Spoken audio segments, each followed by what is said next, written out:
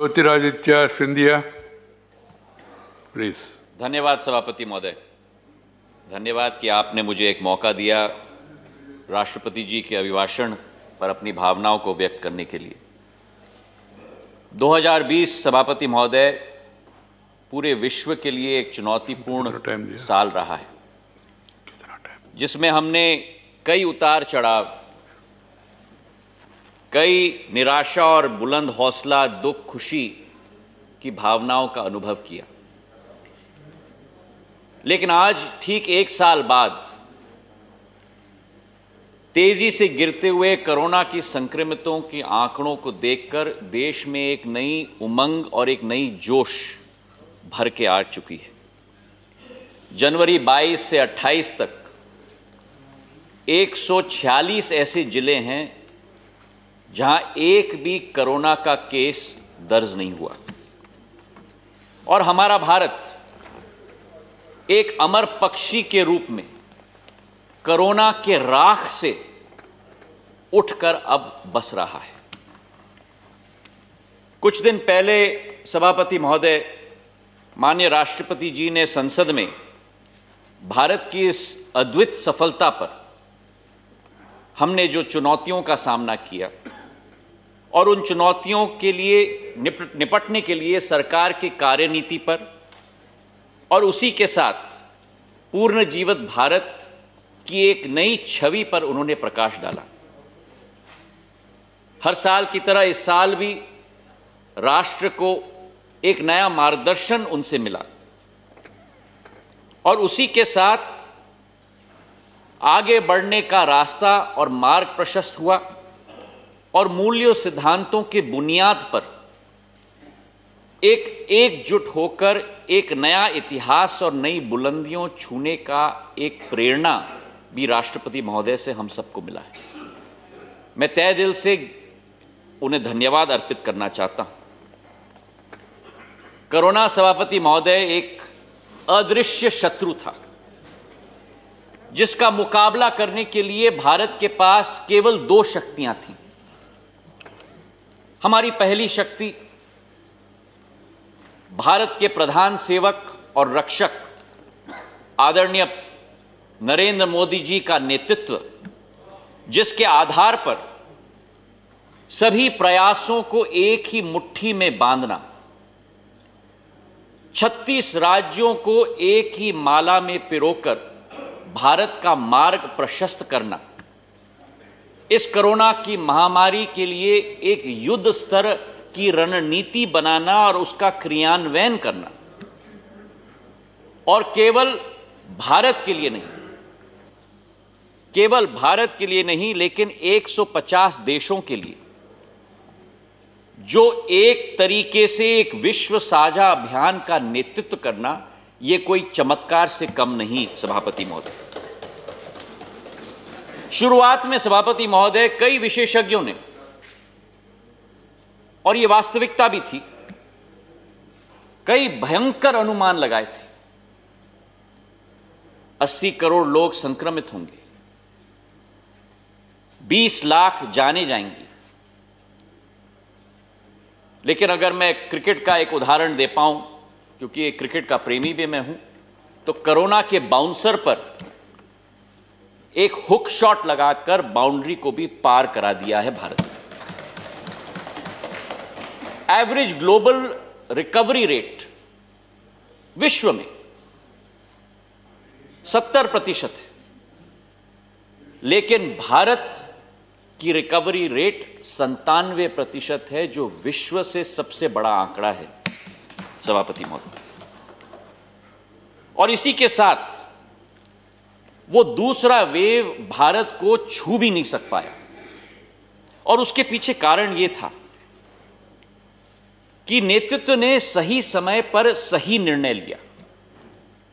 विदेशी नागरिकों के वीजाओं को हमने निलंबित की, स्फूर्ति से हमने लॉकडाउन लागू किया ताकि 37 लाख जानें बच पाएं, और उसी के साथ जो प्रधानमंत्री जी ने कहा था कि जान है तो जहां है, और इसलिए महासंकट की वित्तीय बोझ की चिंता न करते हुए चाहे नौजवान हो, किसान हो, युवा हो, शोषित हो, पीड़ित हो, वंचित हो, उन सब के लिए आर्थिक मार से बचाने के लिए सीधा उनके अकाउंट के अंदर राशि पहुंचाने की प्रक्रिया शुरू कर दी। एक यह लॉकडाउन था सभापति महोदय, जहां एक व्यक्ति के आह्वान पर, एक व्यक्ति के अनुरोध पर पूरी देश की जनता ने स्व इच्छा के आधार पर उस आह्वान और उस अनुरोध का पालन किया। और एक वो लॉकडाउन था सभापति महोदय 1975 में जो इमरजेंसी लागू की गई थी, जिसके आधार पर देश की जनता पर थोपा गया था और पूरे देश को जेल खाना बनाया गया था। और ये बात सभापति महोदय, जितना मैं यहां खड़े होकर कह रहा हूं, उतना मैं वहां खड़े होकर भी कहता था। सत्य सत्य होता है और उसके पीछे ना आपको छुपना चाहिए और ना देश की जनता कभी भी छुपेगी। विषय यह है सभापति महोदय कि कोरोना के समय में भारत पीपीई किट कभी नहीं बना पाती थी और 60 दिन के अंदर हमने केवल पीपीई किट का उत्पादन नहीं किया, लेकिन उसके अलावा आज विश्व का द्वितीय उत्पादक देश भारत बन गया है पीपीई किट का। आज भारत में वेंटिलेटर्स का उत्पादन हो रहा है। वैक्सीन बनाने के लिए विश्व में 10 साल लगते थे, लेकिन आज भारत के हमारे वैज्ञानिक, हमारे विशेषज्ञों ने 1 साल के अंदर देसी वैक्सीन बनाकर भारत का नाम पूरे विश्व में उजागर किया है। और केवल ये नहीं, लेकिन वैक्सीन के बाद विश्व स्तरीय सबसे तेज टीकाकरण का अभियान 30 करोड़ लोगों तक फेज 1 में इसकी शुरुआत हुई। यह कारगर और किफायती वैक्सीन सभापति महोदय केवल भारत के लिए नहीं है, यह वैक्सीन एक वैक्सीन फॉर ह्यूमैनिटी बन चुकी है। और संयुक्त राष्ट्र के सेक्रेटरी जनरल एंटोनियो गुतेरेस ने स्वयं कहा है कि भारत का टीका उत्पादन की क्षमता पूरे विश्व के लिए सबसे बड़ा वरदान बन चुका है। And I'd like to quote him. He has said, "The production capacity of India is the best asset that the world has today." Unquote. और इसी प्रकार से वासुदेव कुटुंबक जो हमारे मूल्य हैं, हमारे सिद्धांत हैं, उन मूल्यों और सिद्धांतों का भारत ने पूर्ण रूप से अनुसरण किया है। और इस सफलता के पीछे सभापति महोदय दूसरा हथियार है भारत का सामूहिक शक्ति, सामूहिक सामर्थ्य, हमारा अतुल्य वैज्ञानिक गढ़, हमारे वैक्सीन के ट्रायल के वॉलंटियर्स, हमारे डॉक्टर्स, हमारे नर्सेज, हमारे एनजीओ, हमारे पुलिस फोर्स के कर्मी, हमारे जवान, जिन्होंने अपने जान को जोखिम में डालकर हम सब की जान की रक्षा की। अगर वो न होते तो आज हम न होते। और आज इस सदन में सभापति महोदय कुछ पंक्तियां उनके लिए मैं अर्पित करना चाहता हूं कि न थके हैं पैर कभी, न थके हैं पैर कभी, न कभी हिम्मत हारी है। न थके हैं पैर कभी, न कभी हिम्मत हारी है। जज्बाज है जनसेवा का मन में, सफर निरंतर जारी है। जहां एक तरफ ये कोरोना का संक्रमण सभापति महोदय पूरे विश्व का आकर्षण बन गया, सारी शक्तियां इन पर लगी, दूसरे तरफ अर्थव्यवस्था हो, व्यापार हो, आजीविका हो, पूरे तरीके से नष्ट होने के कागार पर आ चुकी थी। और भारत भी टेक्निकल रिसेशन के खाई में जा रहा था। पर मैं दाद देता हूं हमारी सरकार को कि 6 महीने के अंदर वापस भारत को रिकवरी की पटरी पर नरेंद्र मोदी जी की एनडीए की सरकार लेकर आई है। आंकड़े कुछ इस प्रकार हैं कि जनवरी के माह में जीएसटी का कलेक्शन 1,20,000 करोड़ रुपए, जो राजस्व संग्रह का एक नया इतिहास बना है सभापति महोदय। दूसरी तिमाही में जीडीपी नेगेटिव 0.5% तक सीमित हो गई, लेकिन इकोनॉमिक सर्वे ने कहा है, जो आज हमारे सांसद महोदय स्वपन जी ने भी कहा, कि इस वर्ष 11.5% ग्रोथ रेट जीडीपी की रहेगी। और इंटरनेशनल मॉनेटरी फंड आईएमएफ ने भी कहा है कि एक वर्ष के अंदर भारत सबसे बड़ी आर्थिक शक्ति के रूप में पूरे विश्व पटल पे उभरने की क्षमता रखती है। हमारी एक $5 ट्रिलियन इकोनॉमी की अर्थव्यवस्था का एक टारगेट है, उस पर हम अडिग हैं। और उसी के साथ 5 मिनी बजट हमने कोरोना के समय में निकाला था और कई क्षेत्रों को प्रोत्साहन दिया था, मदद दिया था, और पोस्ट कोविड ऑर्डर में भी उन क्षेत्रों को उभारने का संकल्प हमारा है। इससे यह प्रचलित होता है सभापति महोदय कि कोई भी आपत्ति या विपत्ति आई, चाहे वो प्राकृतिक हो, चाहे किसी तरीके की भी विपत्ति हो, हमारी 130 करोड़ जनता, हमारे भारतीयों का वर्तमान और भविष्य कभी भी प्रभावित नहीं हो सकती। लेकिन इसी के साथ थोड़ा दुख भी होता है सभापति महोदय कि जहां एक तरफ देश की जनता, हमारे जनसेवक, हमारी सरकार इस कोरोना की महामारी का सामना कर रहे हैं, वहीं विपक्ष के कई नेता केवल सवाल उठाने में और टीका टिप्पणी करने में रुचि रख रहे थे। सही बात है, क्षमता रखना होगा, जैसे मेरे भाई मनोज जी ने कहा, सुनाने में भी और सुनने में भी। प्रश्न यह है सभापति महोदय कि पहले लॉकडाउन पर प्रश्न उठे। लॉकडाउन क्यों, कितने दिन, किससे पूछ के किया आपने? उसके बाद जब अनलॉक की प्रक्रिया शुरू हुई तो उस पर प्रश्न, अनलॉक क्यों, कब होगा, कैसे होगा, किससे पूछ के किया आपने? प्रश्न यह है कि हमारे कांग्रेस पार्टी के इस सदन के उपनेता श्री आनंद शर्मा जी ने स्वयं, जो गृह मंत्रालय के संसदीय समिति के अध्यक्ष हैं, उन्होंने स्वयं अपने रिपोर्ट में सरकार की सराहना की है, सरकार की प्रशंसा की है। और मैं दाद देता हूं उनको कि कोई तो है जो सही बोल रहा है। और मैं कोट करना चाहता हूं, उन्होंने कहा है कि the committee appreciates the efforts made by the government for the management of covid pandemic. The lockdown gave the country time to ramp up its public infrastructure, build the capacity of hospitals and health workers, unquote. और इसके बाद भी हमारे कई प्रतिपक्ष के नेताओं ने वैक्सीन के आपातकालीन उपयोग पर प्रश्न उठाए।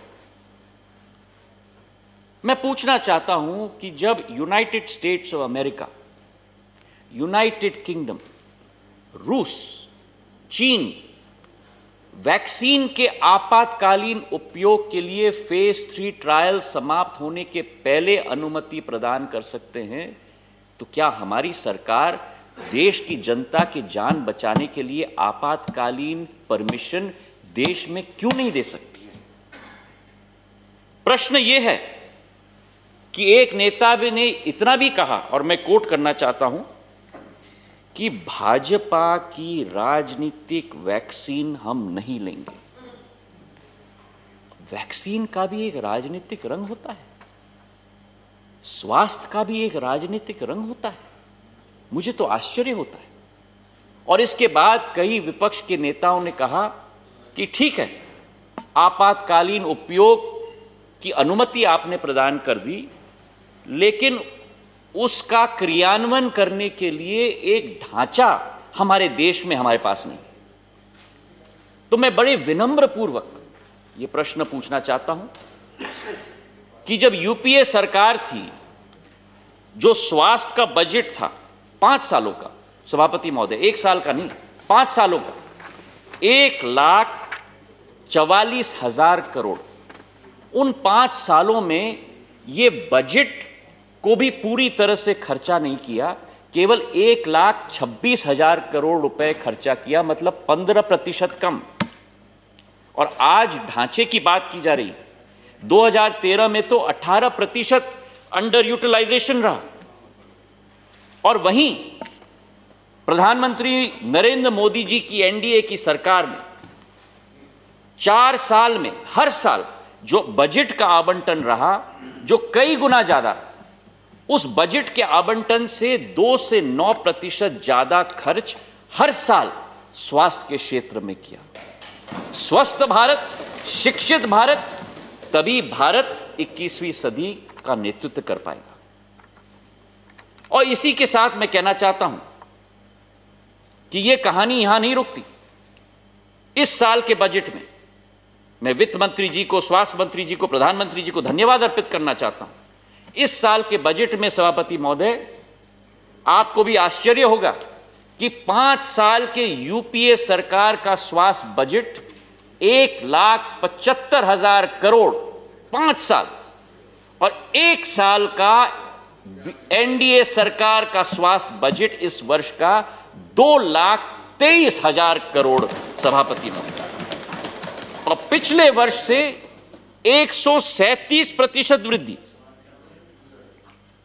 22 नए एम्स बनने जा रहे हैं। प्रधानमंत्री जन आरोग्य योजना के तहत 1.5 करोड़ लोगों को 5 लाख रुपए तक का मुफ्त इलाज मिला है। स्वस्थ भारत, आयुष्मान भारत, फिट इंडिया, ये केवल मुहिम नहीं है सभापति महोदय, ये आने वाले समय में भारत की स्वास्थ्य प्रणाली को तैयार और असरदार बनाने के यंत्र हैं। सभापति महोदय, एक विषय पूरे भारत में आज चिंता का विषय बना है। इसमें कोई दो राय नहीं कि किसान भारत के विकास की रीढ़ की हड्डी है। किसान को हम अन्नदाता कहते हैं, क्योंकि किसान अपना पेट नहीं भरता, किसान अपने गांव का पेट नहीं भरता, किसान अपने जिले का पेट नहीं भरता, लेकिन आज किसान पूरे विश्व का पेट भरता है। और इसी सोच और विचार के साथ सभापति महोदय, हमारी सरकार ने ये 3 कृषि कानून हम लेके आए हैं, ताकि कृषि के क्षेत्र में नया विकास हो, नई प्रगति हो। सोच और विचारधारा है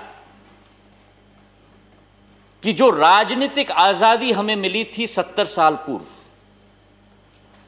लेकिन 70 साल से जब तक किसान बेड़ियों में जकड़ा गया है, उन बेड़ियों को तोड़कर किसान को विकास और प्रगति के रास्ते पर प्रशस्त करना, ये एनडीए सरकार, प्रधानमंत्री जी के नेतृत्व में हमारा संकल्प है। किसान का आय दुगना हो, किसान को स्वतंत्रता मिले कि वो अपना उत्पादन देश में कहीं भी बेच पाए। एक ही जगह तक वो किसान सीमित क्यों हो? और इसलिए ये कानून लाए गए, और जरूर संवाद होना चाहिए। जैसे मेरे भाई मनोज जी ने कहा, 11 बार सरकार ने संवाद की है। जब डेडलॉक हुआ है तब सरकार ने यह भी कहा है कि तीनों कानून को हम 18 महीनों के लिए स्थगित करेंगे। लेकिन इस बात का मुझे आश्चर्य है कि जिन लोगों ने ऐसे ही कानून की वकालत की थी, आज वो क्या कह रहे हैं।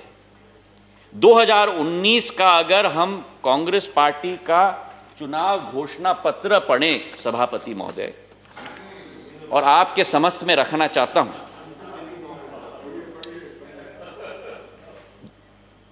इस चुनाव घोषणा पत्र में अंक नंबर 11 में लिखा है, and I quote, Congress will repeal, I repeat, will repeal the Agricultural Produce Marketing Committees Act and make trade in agricultural produce, including exports and interstate trade, free, I repeat, free from all restrictions.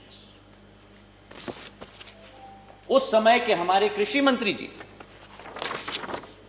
परम आदरणीय शरद पवार जी ने 2010 में और 11 में हर एक मुख्यमंत्री को चिट्ठी लिखी थी इसी संदर्भ में, और मैं कोट करना चाहता हूं जो शरद पवार जी ने हर एक मुख्यमंत्री को चिट्ठी में लिखा था।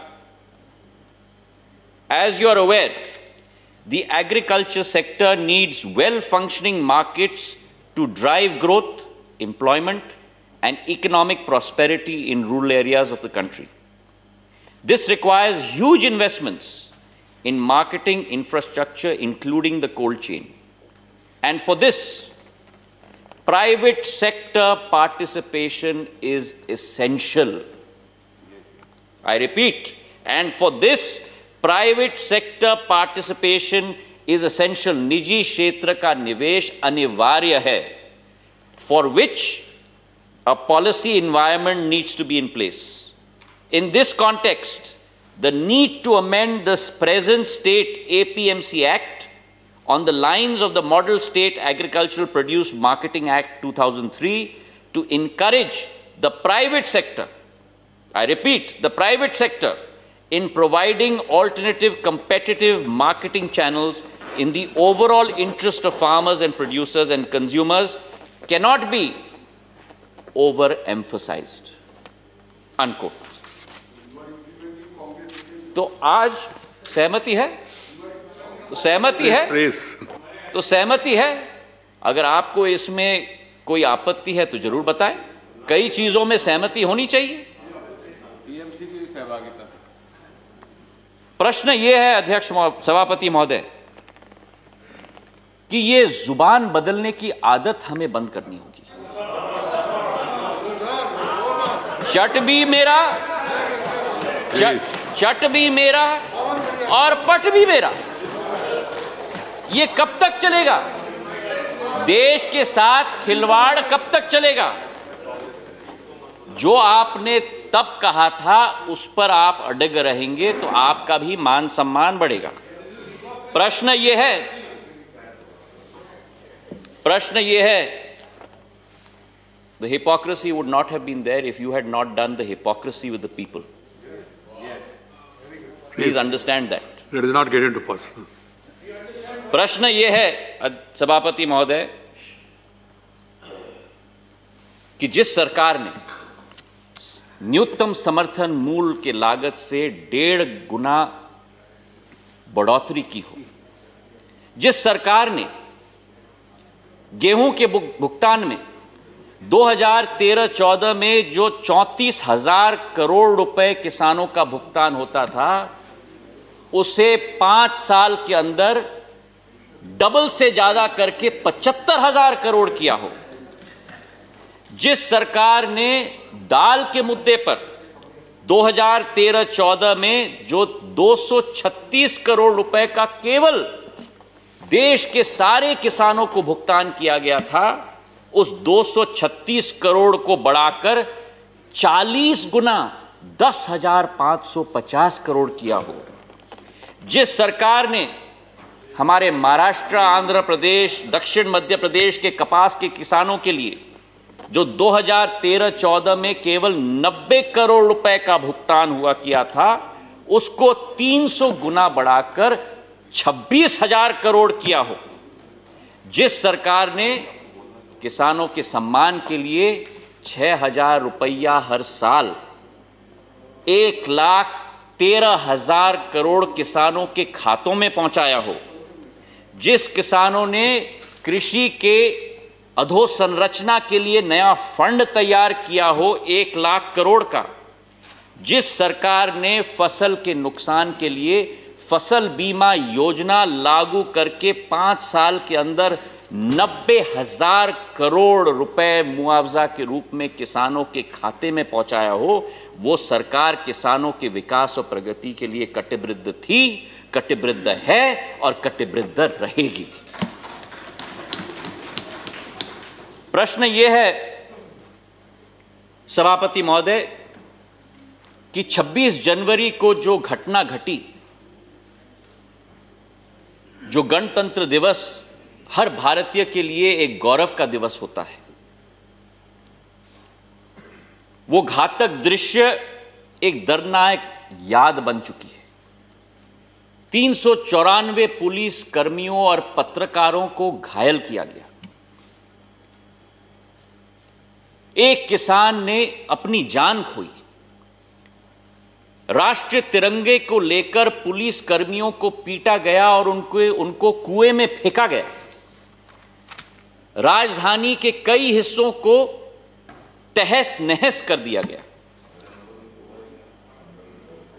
और उसके बाद भी जब यह सदन मिलता है, राष्ट्रपति अभिभाषण का बॉयकॉट करके सभापति महोदय हमारे विपक्ष ने राष्ट्रपति जी का, देश का और इस लोकतंत्र का तिरस्कार किया है। आज मनोज झा जी ने कहा था हमें सुनना भी होगा और सुनाना भी होगा। सुनाने के लिए तो आप आ गए, लेकिन सुनने के लिए आप नहीं आए थे। कथनी और करनी में अंतर नहीं होना चाहिए सभापति महोदय। मैं राष्ट्रपति जी के अभिभाषण की बात कर रहा था। एक तरफ सभापति महोदय जहां पूरा विश्व कोरोना के संकट से जूझ रहा था, विकास के एजेंडा को दरकिनार करके पूरा विश्व इस महामारी और प्रलय का सामना कर रहा था, सारे संसाधन झोंक दिए। भारत में एक कर्मरत प्रधान सेवक ने, जिनका नारा पार्टी का नारा था सबका साथ और सबका विकास, उस संकट को सुधारने के लिए केवल कार्य नहीं किए, लेकिन उस समय में अवसर भी ढूंढ लिए। एक सपना था हमारे पूर्वजों का, आजाद भारत का, स्वराज का, और आज एक सपना है भारत का, एक आत्मनिर्भर भारत का, जो देश को विश्व पटल पर उजागर करने का सपना है। हमारे महाभारत में लिखा गया है, अपि शक्कम 95 सुखम वही मज्ञ वनग्रे अरिजतम स्वैन वीरण नव पश्चिते कंचन। और इसका सार है सभापति महोदय कि किसी दूसरे पर बोझ बनने के बजाय अपनी मेहनत से कमाया गया फल कई ज्यादा सुखदायी होता है। और यह तभी मुमकिन होता है जब कतार में खड़ा हुआ आखिरी व्यक्ति भी हमारे भारत में आत्मनिर्भर बन पाए। और आत्मनिर्भर भारत की आत्मा किसान, युवा, आम जनता के साथ जुड़ी हुई है। और इसलिए इस महाप्रलय के समय में गरीब कल्याण रोजगार योजना के तहत 2,76,000 करोड़ योजना का क्रियान्वयन हमारी सरकार ने किया। ज्योतिरादित्य जी, अपना पार्टी ने आपको जो समय दिया वो समाप्त हो रहे। 5 मिनट सर। ठीक है, right. Your 80 crore. Your party has got time. They have agreed 5 more minutes, please. Thank you, sir. Thank you. I will not take more than 5 minutes, sir. 80 crore गरीबों को 8 महीने तक निशुल्क राशन प्रदान किया।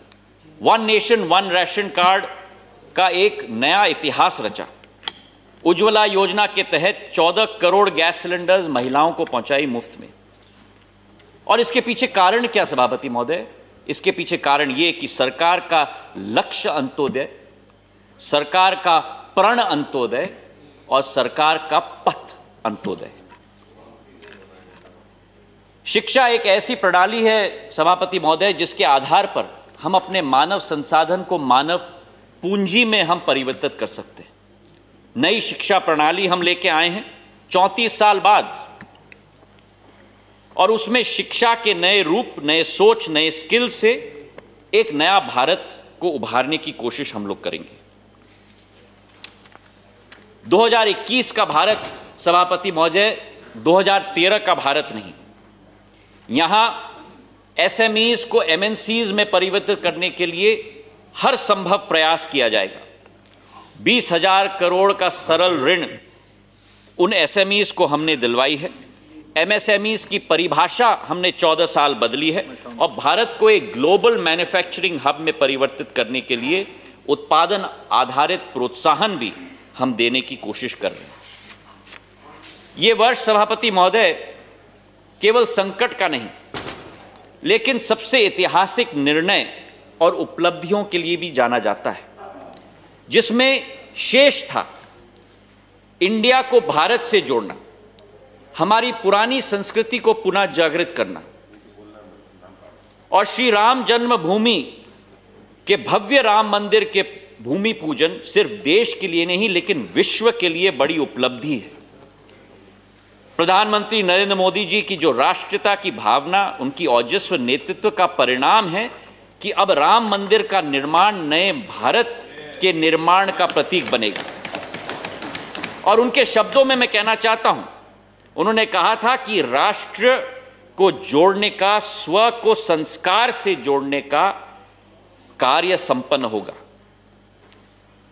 सत्य, अहिंसा, आस्था, वासुदेव कुटुंबक, विविधता में एकता, बलिदान, ये वह मनके हैं हमारे देश के जिसको हजारों साल से सभी भारतीयों ने एक माला में पिरोकर एक नया भारत पुराने मूल्य के अभाव पे खड़ा नहीं हो सकता।